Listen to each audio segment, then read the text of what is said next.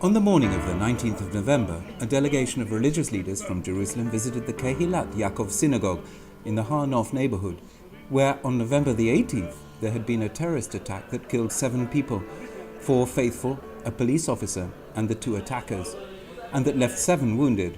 In the delegation were the heads of Christian churches in the Holy Land, as well as Muslim leaders. Your gesture is welcome. If someone criticizes you, pretend not to hear, because your action is welcome. With these words, the religious leaders of Jerusalem were welcomed by the Department of Religious Affairs of the Israeli Interior Ministry.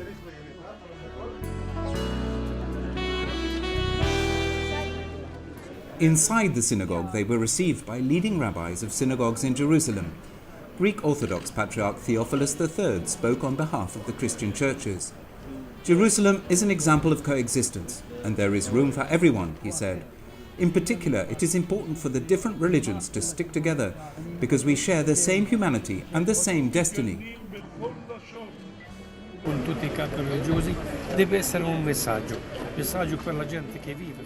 In my opinion, the meeting with all the religious leaders should send a message for the people who live here, a message to the media, to the world outside this land. There have been incidents, there have been deaths, but our presence together has to be a message of hope, not death.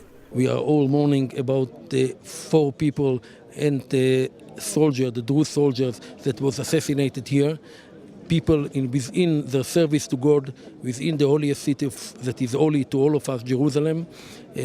Firstly, the world should see that all the religious leaders in Israel and all the religion are connected to each other. They have free worship, everyone to their own belief, their own God, free access to the holy sites, and therefore it was a spontaneous decision to come here and to condemn it, to condemn this terrible act. It is a duty for me to come to this place and condemn the criminal act that occurred here in a place of prayer. We condemn any and every criminal act. Islam forbids Muslims to kill, especially killing the faithful who pray, like those who came to pray in the early morning, according to their ritual. Whoever did this yesterday is acting against Islam, against the Prophet, and against the Quran. The speakers expressed the solidarity of all and a sincere desire and hope for peace. This gesture toward the Jewish community is a message and an invitation to the people of the Holy Land and of the people of the world to promote peace and freedom of religion. The meeting between Christians, Muslims, Druze and Jews in the heart of a neighborhood considered as ultra-Orthodox is a sign that when an attack is perpetrated, it not only affects the targeted community, but all those struggling for peace and justice.